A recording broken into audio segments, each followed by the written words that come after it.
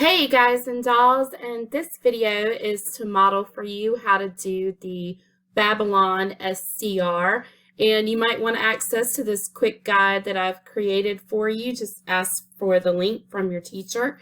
And when you open this quick guide, the first thing you need to do is go to File, make a copy, and put it in whatever folder you want it in. And then once you make the copy, go ahead and rename it. You want to name it your first and last name _ Babylon SCR. And you can take the word quick guide out because you're going to delete some of that stuff. All right, once you're in the document itself, make sure you change your name and your teacher's name and the date. And in the quick guide, you'll see the directions for this assignment. So let's go through that first. This writing assignment is a perspective writing assignment using narrative writing skills. So we are not writing an essay, okay? We are writing a story in this writing assignment. With a first-person narrator, you see the story unfold through the eyes of one character. Think about how John reacts to other characters and the way he describes the story's events in the story that we're reading this week. Would a third-person omniscient narrator, a narrator who sees into the minds of all characters in a story, have presented a more compelling picture of the events in By the Waters of Babylon? You're going to choose either passage A or passage B from By the Waters of Babylon, and you're going to rewrite the story into a third-person omniscient narrator's point of view. If you need more help on perspective or more help on changing first to third, you might want to consider visiting these two resources. This first resource on perspective is a study.com lesson on perspective that will take you through some general things about first, second, and third person point of view, and it will also give you some examples of text written in the different point of views. The other resource that you have on this quick guide is a link to a university's page about perspective. First and third person are points of view. They're perspectives from which a piece of writing is told. Different writing assignments and types use different points of view.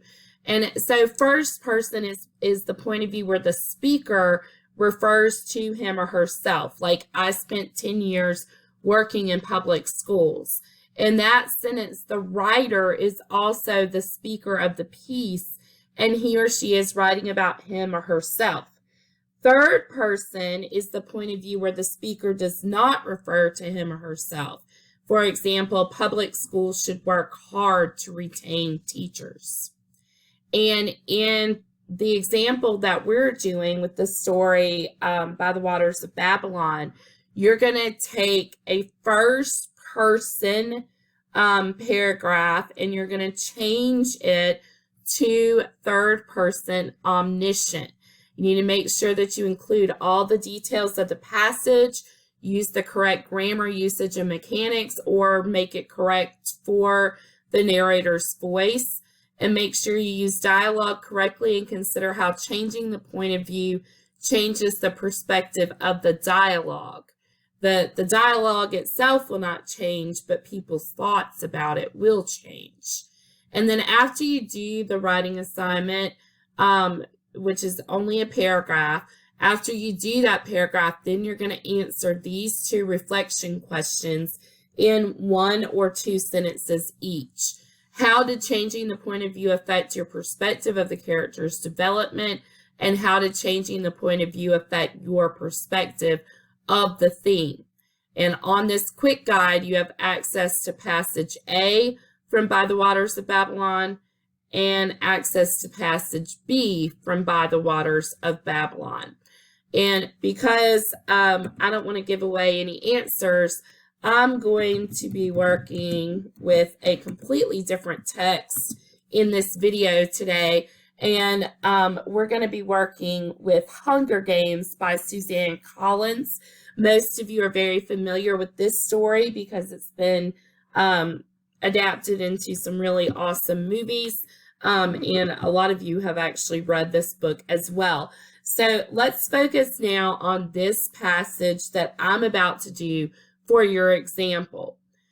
It's this detail, the untucked blouse forming a ducktail, that brings me back to myself. Prim, the strangled cry comes out of my throat, and my muscles begin to move again. Prim! I don't need to shove through the crowd. The other kids make way immediately, allowing me a straight path to the stage. I reach her just as she is about to mount the steps. With one sweep of my arm, I push her behind me. I volunteer, I gasp. I volunteer as tribute. All right, so if we're going to take this paragraph from the story Hunger Games, and we're going to rewrite it into third-person point of view, okay? And there is a little bit of a reminder on the next page in the quick guide about what you need to do. Use the passage, change the perspective in the passage you chose from first person to third person omniscient. You're writing in story or narrative form, not essay form. Be creative, but pay attention to point of view. All right, so let's rewrite this paragraph from Hunger Games by Suzanne Collins. So if I am now a third person omniscient narrator, I can see everything that's happening in this scene, okay? So I want to establish the scene, give some setting and background for my readers. So I could say something like, the scene in the village square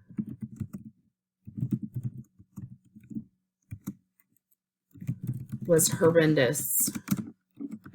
Everyone was in attendance, as is the law. No one wanted to be chosen or have their own children chosen for this event. No one wanted to be the tribute who would represent District 12 in the Hunger Games that were to ensue. All right, now I need to talk more about the square. The square was filled with a throng of people.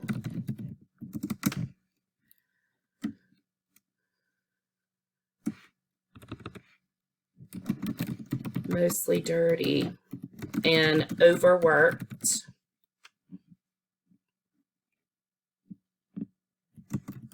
Everyone was scared. All right, now I want to talk about this moment in specifically that Prim is talking about. Children stood at the front of the square.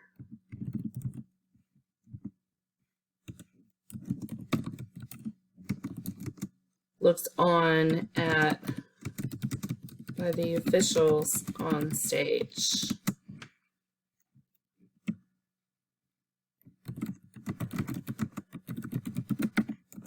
One of the officials, a crazy-haired,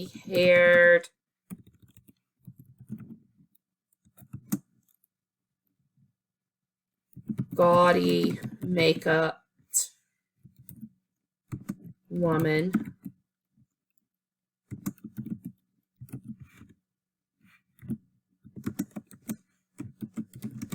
our gaudy makeup woman asked, "Are there any volunteers to represent District 12 in this Hunger Game.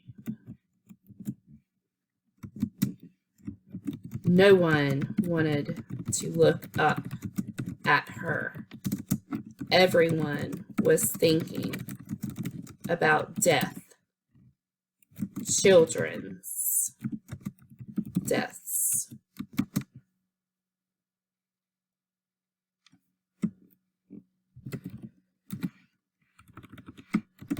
No one answered. So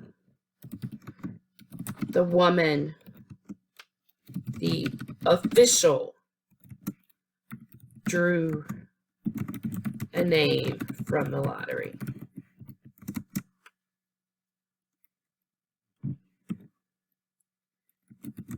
She announced it seriously from the microphone. Prim Everdeen.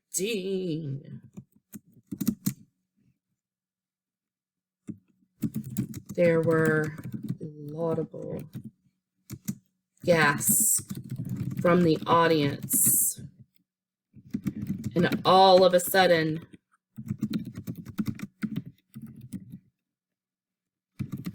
the children started moving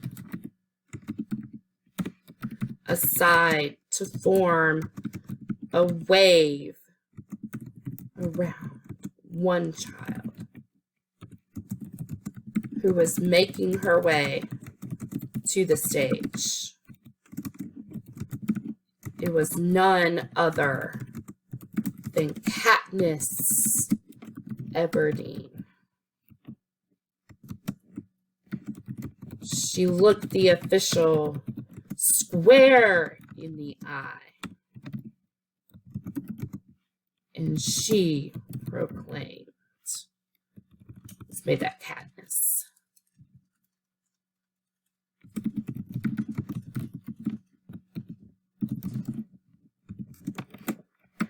I volunteer as tribute.